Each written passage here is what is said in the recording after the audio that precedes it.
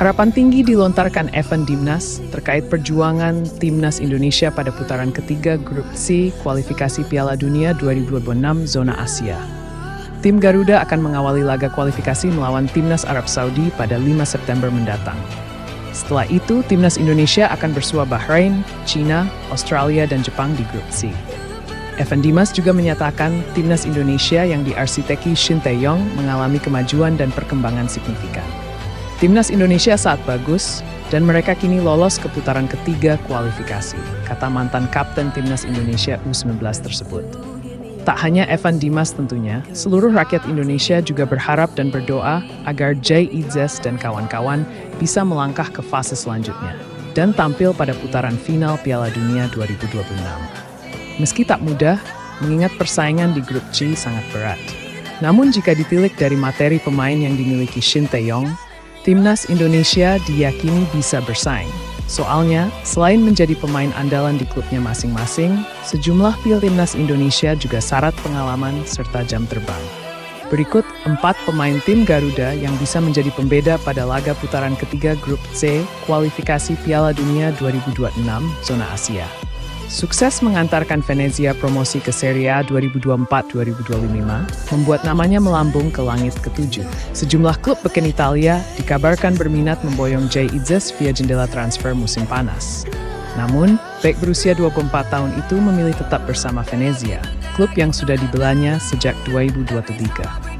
Di Timnas Indonesia, pria yang dijuluki Bang Jay tersebut tak hanya sekadar monster di lini belakang, tapi juga tukang jagal dengan kemampuan teknis di atas rata-rata.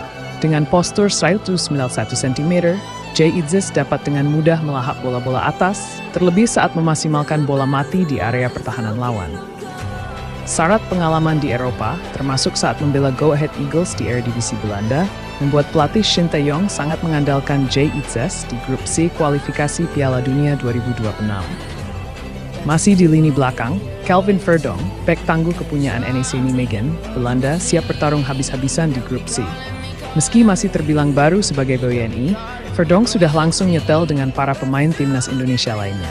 Itu ia bisa buktikan saat bentrok kontra Filipina pada laga pamungkas putaran kedua Grup F kualifikasi Piala Dunia 2026 zona Asia di Stadion Utama Gelora Bung Karno beberapa waktu lalu.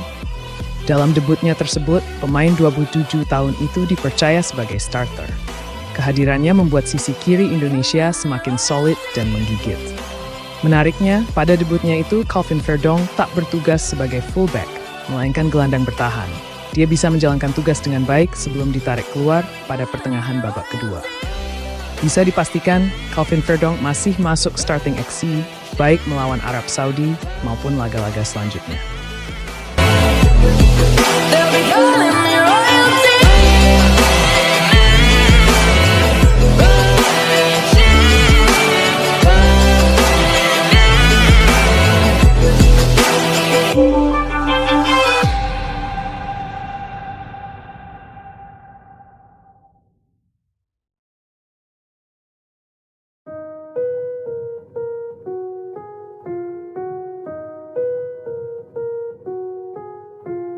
Timnas Indonesia butuh pemain serba bisa seperti Calvin Verdonk dan saatnya untuk mengukir sejarah di panggung terakbar 4 tahunan besutan FIFA. Maju ke lini tengah, seorang gelandang pengatur serangan Timnas Indonesia disematkan ke pundak Tom Hai. Jenderal lapangan tengah ini punya kontribusi besar sejauh ini, termasuk membawa tim Garuda lolos ke putaran ketiga kualifikasi. Kematangannya bersama Heerenveen, Belanda, dari 2022 hingga 2024, membuat kreator 29 tahun itu masih menjadi tumpuan dalam misi Timnas Indonesia menembus putaran final Piala Dunia 2026. Serangkaian laga di Grup C menjadi petualangan Tom Hai selanjutnya, dan ia siap berkorban jiwa dan raga demi nama besar Indonesia. Sukses bersama Timnas Indonesia membawa berkah tersendiri bagi Tom Hai. Jelang bergulirnya musim 2024-2022, ia dikabarkan akan memperkuat klub Belanda lainnya, AZ Alkmaar. Selain Jay Idzes, pemain Indonesia lainnya yang bakal mentas di Serie A 2024-2025 adalah Maarten Paes. Empoli dikabarkan berminat memakai jasa kiper FC Dallas, Amerika Serikat itu. Empoli bahkan sudah mengirimkan proposal penawaran dengan harapan Paes bisa secepatnya diangkut ke Stadion Carlo Castellani. Kehadiran Maarten Paes di bawah Mistar Timnas Indonesia melengkapi kemauan starting XI Shin Tae-yong. Kedatangan Spider-Man 26 tahun tersebut memang akan membuat Hernando Ari, yang selama ini menjadi tumpuan, bakal tergeser. Kendati begitu, setidaknya tim Garuda punya 2 kiper tangguh, di mana Maarten Paes akan diplot sebagai kiper utama. Mengarungi beratnya laga di grup C, rakyat Timnas Indonesia setidaknya bisa lebih tenang karena Paes sosok penjaga gawang syarat berpengalaman. Pelatih Timnas Indonesia Shin Tae-yong akan melaporkan rencana besar untuk Timnas Indonesia di ronde 3 kualifikasi Piala Dunia 2026. Laporan itu akan disampaikan ke Ketua Umum PSSI Erick Thohir. Saat ini Shin Tae-yong masih belum kembali ke Indonesia karena pemulihan pasca operasi paru-paru.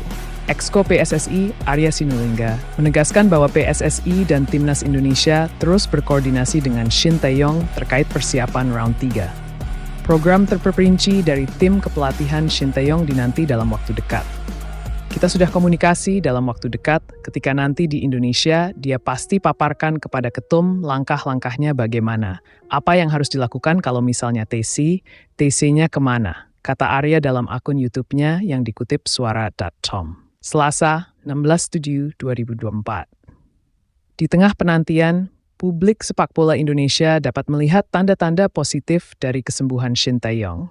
Beliau baru saja menghadiri peresmian stadion di kampung halamannya di Korea Selatan dengan kondisi yang terlihat membaik. Pengalaman Shin Tae-yong di ajang Piala Dunia bersama Timnas Korea Selatan di tahun 2015 menjadi jaminan.